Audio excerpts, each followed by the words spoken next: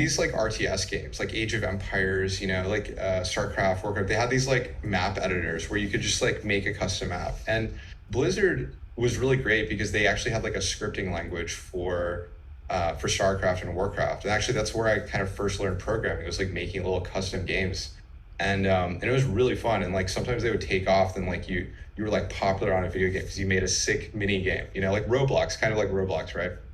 And so what was interesting was that it was all open source. Like you could go and edit someone else's like script and map that they made. And this is what kind of iterated and eventually developed all of these like games that became their own genres, like Tower Defense. Tower Defense was just a mini game on StarCraft, and then it became more sophisticated on Warcraft, and then it became its whole genre of game, like standalone. MOBAs, same thing. MOBAs were just like a mini game on StarCraft that became more sophisticated in Warcraft, and then became their whole own genre of games, right?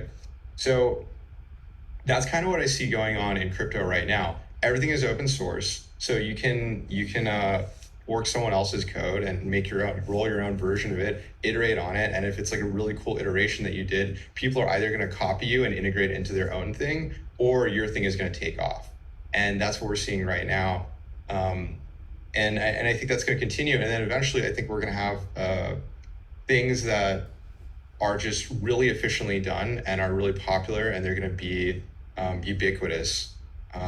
To make that more concrete, I guess there's just going to be like systems that are going to be very ubiquitous, like the AMM system. The AMM system is ubiquitous now, and I think that there's going to be more iterations on that. They're going to become ubiquitous. And like if you look at Bancor initialized the AMM, right?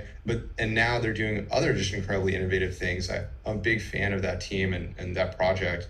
Like impermanent loss protection, or yeah, it's just very interesting. So I think we're in a Cambrian explosion right now. I think people will keep forking everybody else, and it's going to keep going like that for a while until maybe eventually, like where there's kind of more permissioned or private systems where it's a little bit harder to fork, and then that's going to be kind of using like the state of the art stuff. But I think and I hope that this open source kind of nature of blockchain continues and remains, because it does produce, I think, really cool, innovative stuff, just like Warcraft and StarCraft did, because a lot of the most popular games now came from those ecosystems.